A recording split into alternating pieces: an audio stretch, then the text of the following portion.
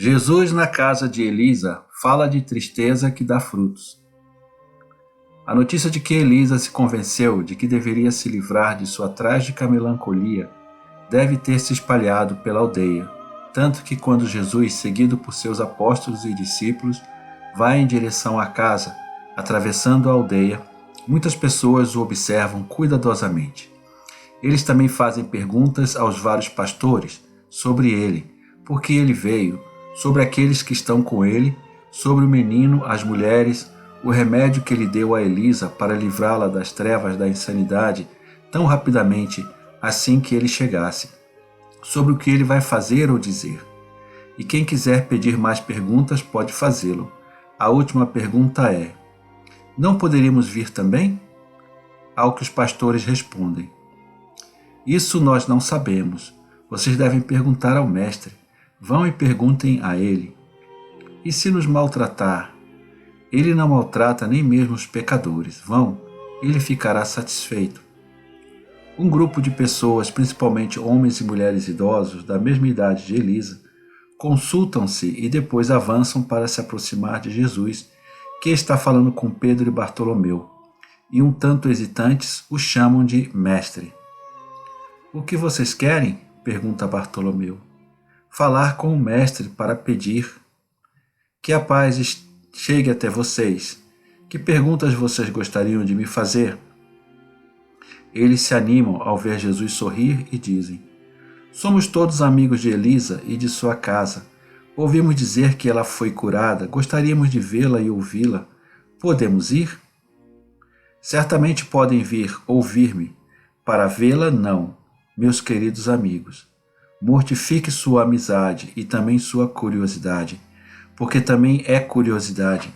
Respeite uma dor profunda que não deve ser perturbada. Mas ela não se recuperou? Ela está se voltando para a luz, mas quando a noite chega ao fim, de repente é meio-dia? E quando você acende um fogo, a chama brilha imediatamente?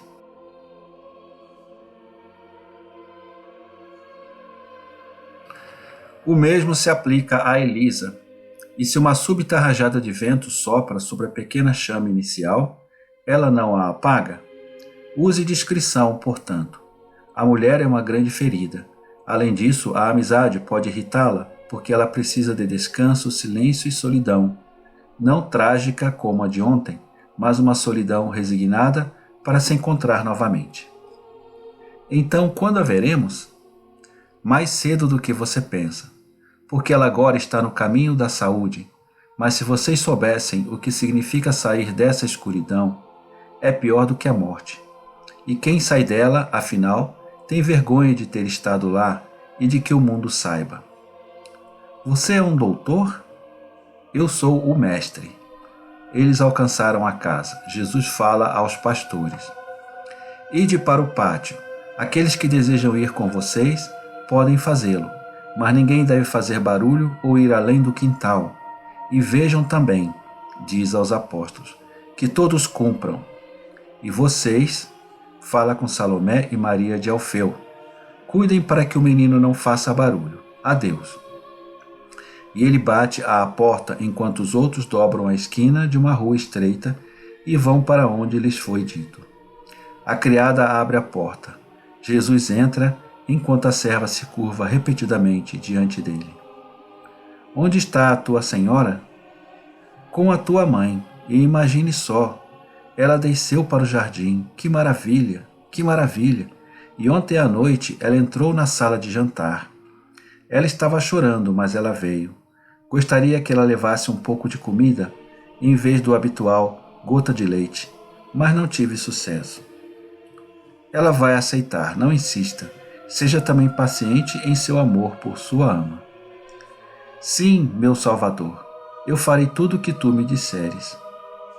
Acho, de fato, que se Jesus dissesse à mulher para fazer as coisas mais estranhas, ela as faria sem objetar, porque ela está muito convencida de que Jesus é Jesus e que tudo o que ele faz é certo.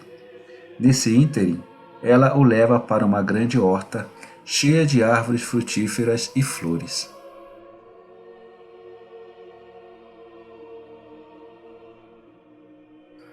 Mas se as árvores frutíferas começaram por si mesmas a brotar e florescer, a frutificar e fazê-las crescer, as pobres plantas de flores, negligenciadas por mais de um ano, tornaram-se uma floresta em miniatura, tão emaranhada que as plantas mais fracas e mais baixas são sufocadas pelo peso das mais fortes. Canteiros de flores e caminhos não existem mais, pois se tornaram um emaranhado caótico.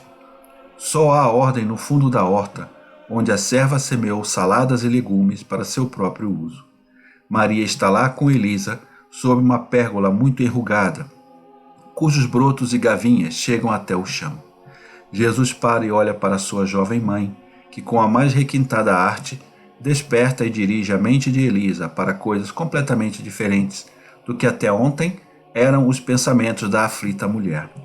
A serva se aproxima de sua patroa e diz: "O Salvador chegou."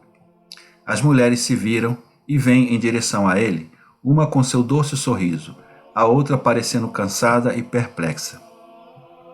"Que a paz esteja com vocês. Este jardim é lindo."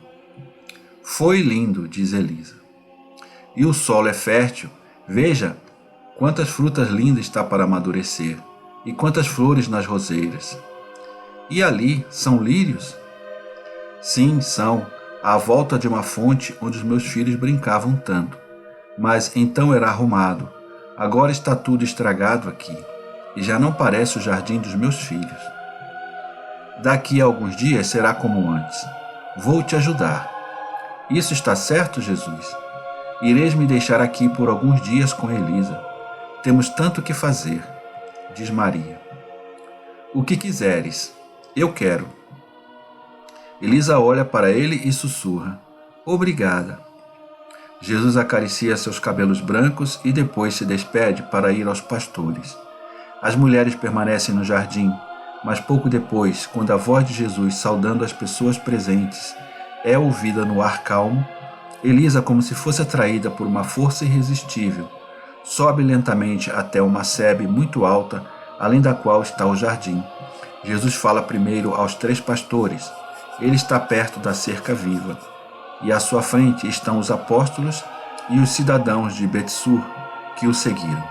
As Marias com o menino estão sentadas em um canto.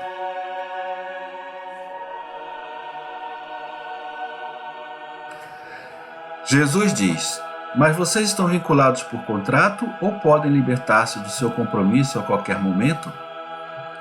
"Bem, somos realmente servos livres, mas não pensamos que seja justo deixá-lo imediatamente, agora que os rebanhos exigem tanta atenção e é difícil encontrar pastores." "Não, não é justo, mas não é necessário fazer isso de uma vez. Estou lhes dizendo em tempo útil para que vocês possam atender com toda a justiça. Eu quero que vocês sejam livres para juntarem-se aos discípulos e me ajudar." "Oh, mestre!" Os 3 homens ficam extasiados de alegria. "Mas seremos capazes?" eles perguntaram. "Não tenho dúvidas. Então está resolvido. Assim que vocês puderem, vocês se juntarão a Isaac." "Sim, mestre. Vocês podem ir com o resto. Direi algumas palavras ao povo." E deixando os pastores, ele se dirige à multidão. "Que a paz esteja com vocês. Ontem ouvi 2 pessoas infelizes falarem, uma no alvorecer da vida, a outra em seu declínio. 2 almas lamentando sua angústia, e chorei em meu coração com elas, vendo quanta tristeza existe na terra e como só Deus pode aliviá-la. Deus, o conhecimento exato de Deus, de sua grande generosidade infinita, de sua presença constante, de suas promessas. Eu vi como o homem pode ser torturado por outro e como a morte pode levá-lo à desolação, na qual Satanás trabalha para aumentar sua dor e causar a ruína. Eu então disse a mim mesmo: os filhos de Deus não devem sofrer tais torturas. Demos o conhecimento de Deus a quem o ignora. Demo-lo de novo a quem o esqueceu na tempestade da dor. Mas também vi que não sou mais suficiente por mim mesmo para as necessidades infinitas dos meus irmãos. E decidi chamar a muitos, em número cada vez maior, para que tenham acesso a todos os que precisam do conforto do conhecimento de Deus. Esses 12 apóstolos são os primeiros, como meus representantes.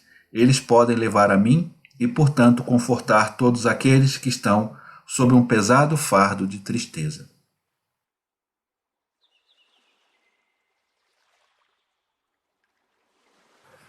Eu digo solenemente a vocês: venham a mim, todos vocês que estão aflitos, enojados, com o coração partido, cansados, e eu compartilharei sua dor com vocês e lhes darei paz. Venham, através dos meus apóstolos, discípulos e mulheres discípulas, que estão crescendo a cada dia com novas pessoas cheias de boa vontade. Encontrarás conforto na tua dor, companhia na tua solidão, o amor dos teus irmãos para te fazer esquecer o ódio do mundo. Encontrarás, acima de tudo, o Consolador Supremo, o companheiro perfeito, o amor de Deus. Você não terá mais dúvida de nada. Você não vai mais dizer: tudo acabou para mim. Mas você dirá: tudo começa para mim em um mundo sobrenatural que anula distâncias e cancela separações, para que os órfãos se reencontrem com seus pais que subiram ao seio de Abraão. E pais e mães, esposas e viúvas encontrarão seus filhos e maridos perdidos. Nesta terra da Judéia, ainda perto de Belém de Noemi, eu os lembro que o amor alivia a dor e dá alegria. Considere, você que está chorando, a desolação de Noemi quando sua casa foi deixada sem homens. Ouçam as palavras de sua rejeição desanimada de Orfa e Ruth. Volte cada uma de vocês para a casa de suas mães. Que o Senhor seja bom para vocês como vocês têm sido para com os que morreram e comigo. Ouça sua insistência cansada.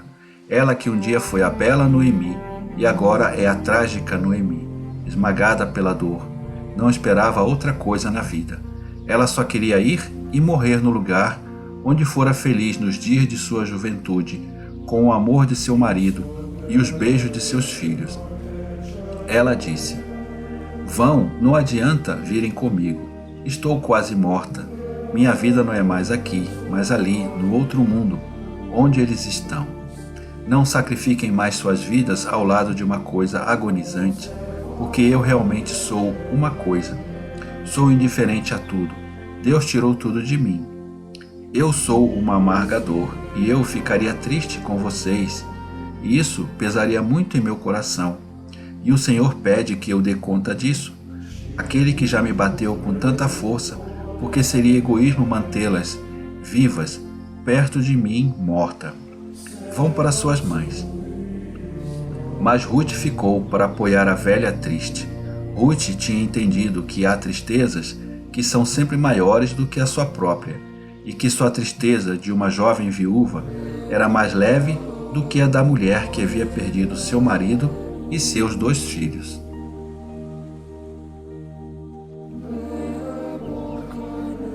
Como a dor de um menino órfão que é compelido a viver mendigando, sem carícias, sem bons conselhos, é muito maior do que a profunda tristeza de uma mãe privada de seus filhos.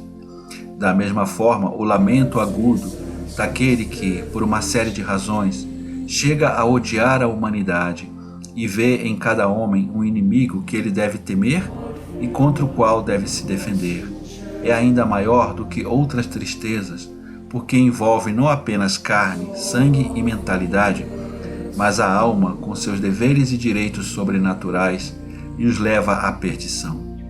Quantas mães sem filhos existem no mundo para crianças sem mãe? Quantas viúvas sem filhos há que poderiam ser compassivas para com os idosos solitários? Quantos são os que, privados de todo amor para se dedicar inteiramente aos infelizes, poderiam combater o ódio com a necessidade de amar e assim dar amor ao homem infeliz que sofre cada vez mais porque odeia cada vez mais e mais? O amanhã é uma cruz, mas também é uma asa. O luto desiste para se vestir novamente. Levante-se, você que está sofrendo. Abra os olhos, livre-se dos pesadelos, das trevas, do egoísmo. Veja, o mundo é a terra estéril onde se chora e morre. E o mundo grita socorro pela boca dos órfãos, dos doentes, solitários, duvidosos, pela boca daqueles que são feitos prisioneiros do ódio, pela traição ou pela crueldade. Vá entre aqueles que estão gritando. Esqueçam-se entre os que são esquecidos. Recupere a saúde entre os enfermos. Tenha esperança entre aqueles que estão desesperados. O mundo está aberto para aqueles que desejam servir a Deus no próximo e ganhar o céu, estar unidos a Deus e a aqueles por quem choramos. A escola é aqui, o triunfo aí. Vão, imitem Ruth em todas as suas tristezas. Diga com ela: eu estarei com você até morrer. E ainda que essas desgraças que se consideram incuráveis respondam a você: não me chame de Noemi, me chame de Mara, porque Deus me arruinou amargamente, você deve persistir. E digo-te solenemente que esses infortúnios um dia, por tua persistência, exclamarão: bendito seja o Senhor que me livrou da minha amargura, da desolação e da solidão, por meio de uma criatura que soube fazer dar bons frutos à sua dor. Que Deus o abençoe, porque Ele é meu Salvador. Lembre-se de que a bondade de Ruth para com Noemi deu o Messias ao mundo.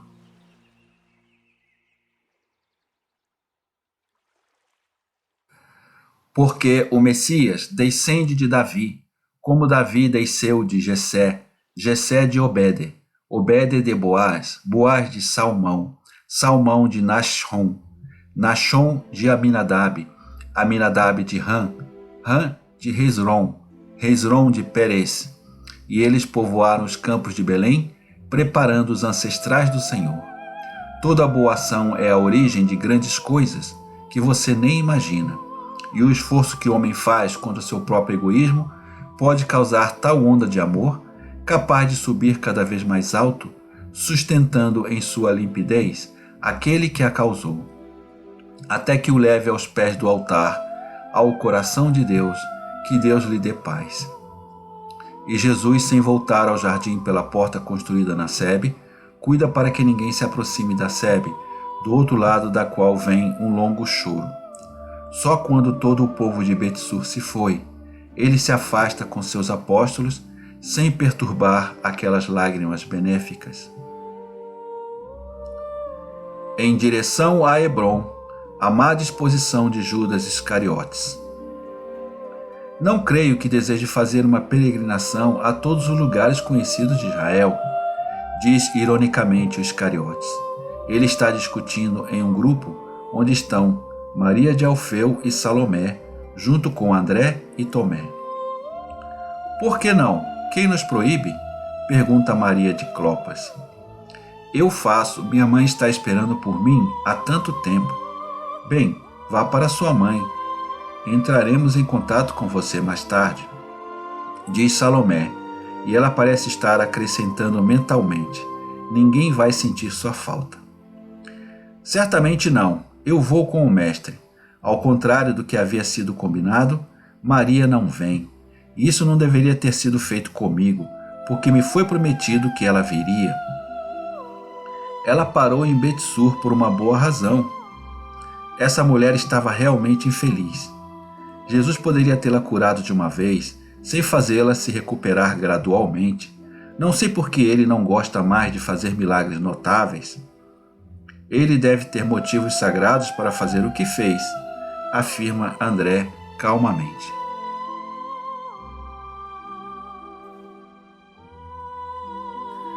Claro, e assim ele perde prosélitos. Nossa estadia em Jerusalém, que decepção foi! Quanto mais há necessidade de coisas extravagantes, mais ele se agacha no escuro. Eu pretendia tanto ver lutar. Desculpem a minha pergunta, mas o que querias ver e com quem pretendias lutar? Pergunta Tomé. O quê? Quem? Mas eu queria ver seus milagres e depois atacar aqueles que dizem que ele é um falso profeta ou possesso, porque é isso que eles falam, entendeu? Dizem que se Beelzebu não o sustenta, é um pobre coitado. E uma vez que a disposição peculiar de Beelzebu é bem conhecida, e sabemos que ele tem prazer em pegar e partir, como um leopardo faz com sua presa, e que essa mentalidade é justificada pelos fatos, fico impaciente quando penso que ele não faz nada. Estamos passando uma péssima imagem. Os apóstolos de um mestre que nada mais faz senão ensinar. Isso é inegável, nada mais. A pausa abrupta de Judas após a palavra mestre faz os outros pensarem que ele estava prestes a dizer algo desagradável. As mulheres ficam horrorizadas e Maria de Alfeu, sendo parente de Jesus, diz com franqueza: Não me surpreende com isso, mas estou espantada que ele te ature, rapaz. Mas André, o sempre manso André, perde a paciência e enrubesce, muito parecido com o irmão desta vez. Diz furiosamente: Vá embora, e você não parecerá péssimo por causa do mestre. E quem te pediu para vir? Ele nos chamou, você não. Você teve que insistir várias vezes para ser aceito. Você se impôs. Não sei quem me impede de relatar tudo aos outros. Nunca se pode falar contigo. Eles têm razão quando dizem que vocês são briguentos e ignorantes. Bem, para te dizer a verdade, também não compreendo como pode dizer que o mestre se enganou. Nem eu sabia da disposição peculiar do demônio. Pobre coisa. Ele certamente deve ser estranho.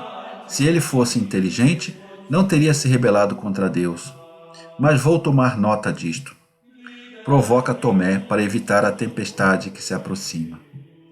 Não brinque, porque estou falando sério. Você pode dizer que ele atraiu atenção em Jerusalém? Também Lázaro disse isso. Tomé dá uma gargalhada.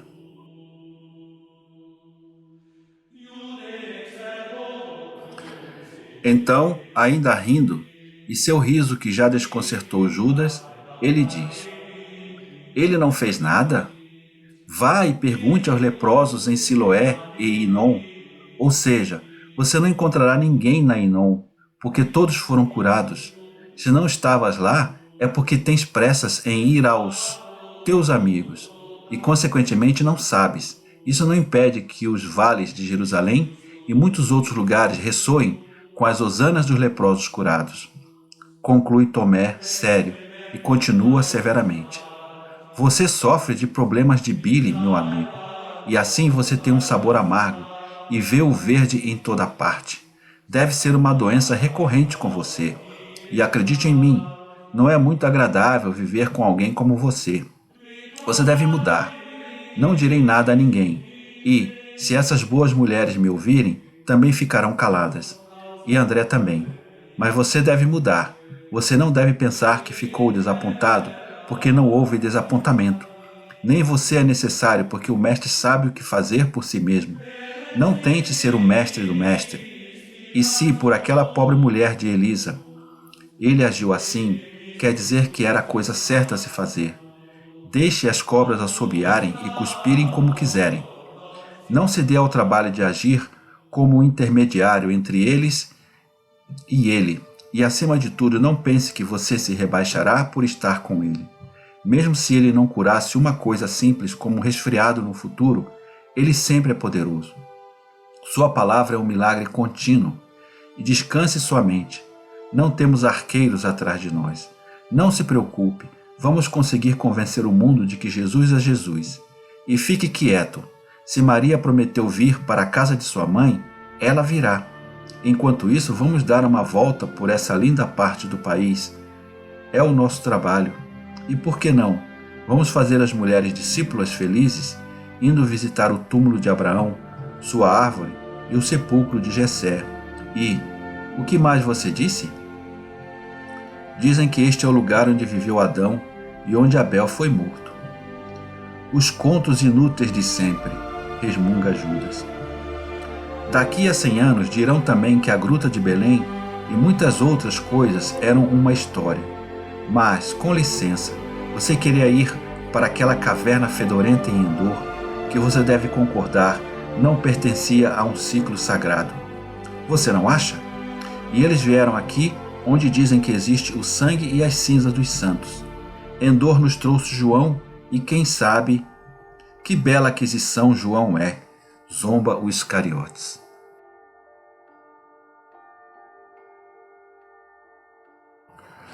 O rosto dele não é, não, mas em sua alma ele pode ser melhor do que nós. O quê? Com o seu passado? Fique quieto, o mestre disse que não devemos nos lembrar disso. Adorável, se eu fizesse alguma dessas coisas, me pergunto se você não se lembraria delas. Adeus, Judas, é melhor você ficar sozinho. Você está muito zangado. Gostaria de saber o que se passa contigo. O que se passa comigo, Tomé? O problema é que vejo que estamos sendo negligenciados em benefício de estranhos recém-chegados. E vejo que todos são preferidos a mim. E também noto como ele espera até que eu vá embora para ensiná-los a orar. E você espera que eu esteja feliz com tal situação? Não, não quero, mas devo salientar que, se você tivesse vindo conosco para a ceia da Páscoa, você também estaria no Monte das Oliveiras, quando o Mestre nos ensinou a oração. Eu não vejo como nós somos negligenciados por causa de qualquer recém-chegado estranho. Você está se referindo ao pobre menino inocente? Ou porque o infeliz João está conosco? Por causa de ambos. Jesus quase nunca fala conosco agora. Olhe para ele agora mesmo. Ele está vagando ali, conversando e conversando com o menino. Ele terá que esperar muito tempo antes de colocá-lo entre os discípulos. E o outro nunca será discípulo. Ele é muito orgulhoso, muito culto, muito endurecido, com más tendências. E ainda, João aqui, João ali. Pai Abraão, ajude-me a suportar isto com paciência. E em que você acha que o mestre prefere os outros a você? Não vês isso mesmo agora? Quando chegou a hora de sair de Betsur, depois de parar para ensinar 3 pastores que bem poderiam ter sido ensinados por Isaque, a quem ele deixa com sua mãe? A mim? Tu? Não, ele deixa Simão, um velho que mal consegue falar. Mas o pouco que ele diz é sempre falado certo, retruca Tomé, que agora está sozinho porque as mulheres e André se foram e caminham rapidamente na frente deles, como se quisessem passar por um trecho da estrada onde o sol está muito quente. Os 2 apóstolos ficaram tão entusiasmados que não ouviram Jesus vindo, porque o barulho de seus passos é completamente abafado pela poeira da estrada.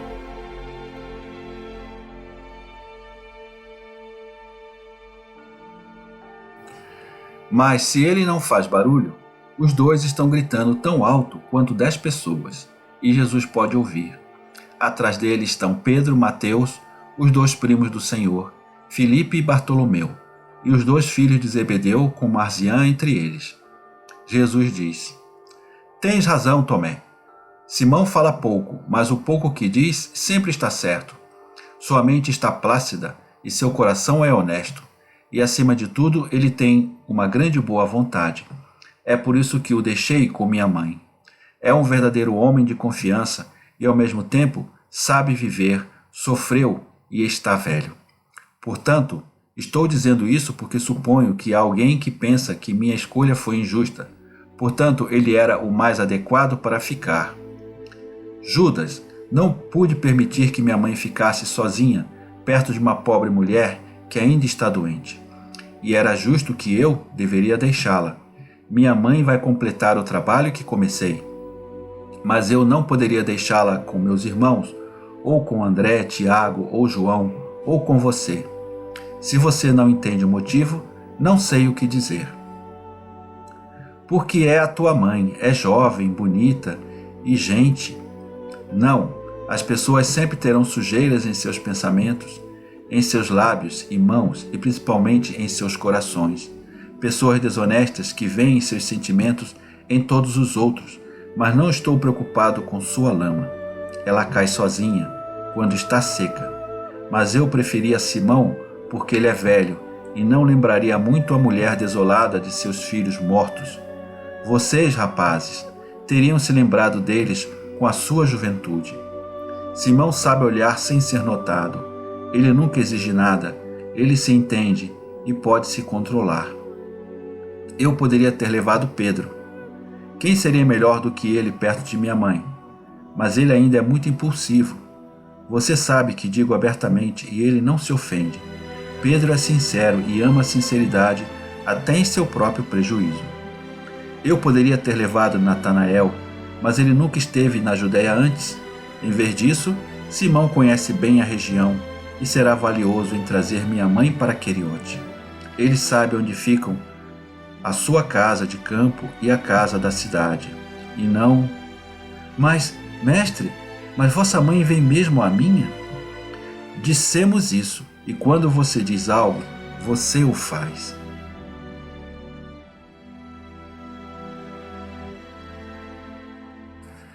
Devemos prosseguir devagar, parando para evangelizar essas aldeias. Você não quer que eu evangelize sua Judéia? Claro, mestre, mas eu acreditei, pensei...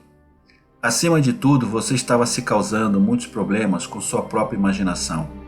Na segunda fase da lua de Sivan, estaremos todos na casa de sua mãe. Nós que também somos minha mãe e Simão.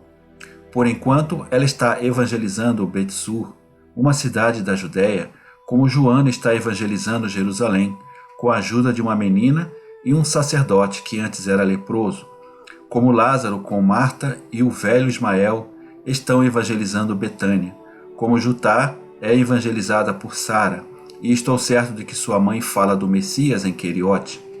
Você não pode dizer com certeza que deixei a Judéia sem voz. Pelo contrário, embora seja mais tacanha e teimosa do que qualquer outra região, dê-lhe as vozes mais doces, as vozes de mulheres, além das de Isaac, um homem santo, e de Lázaro, um amigo meu. Uma mulher sabe usar as palavras com a arte sutil de uma mulher, uma amante em conduzir as almas para onde ela quer. Você não está falando mais? Por que você está quase chorando, seu garotão mal-humorado? Qual é a utilidade de se envenenar com sombras? Você ainda tem algum motivo para estar chateado? Diga-me, fala. Eu sou o mal, e tu és tão bom. Tua bondade sempre me impressiona, porque é sempre tão fresco e tão novo. Eu nunca posso dizer quando vou encontrá-la no meu caminho. Você está certo. Não é possível para você saber, porque não é fresco nem novo. É eterno, Judas. É onipresente, Judas. Oh, estamos perto de Hebron, e Maria, Salomé e André estão acenando com as mãos para nós. Vamos. Eles estão falando com alguns homens. Eles devem estar perguntando onde estão os lugares históricos. Sua mãe está ficando jovem de novo, com esta lembrança, meu querido irmão. Judas Tadeu sorri para seu primo e Jesus sorri de volta. Estamos todos a tornarmos jovens, diz Pedro. Parece que voltei à escola, mas esta é uma escola adorável. Aqui se aprende de verdade. Você sabe, Marzian, um dia desses seu pai vai fazer as provas, agora que aprendeu. Todos eles riem enquanto vão em direção a André e às mulheres.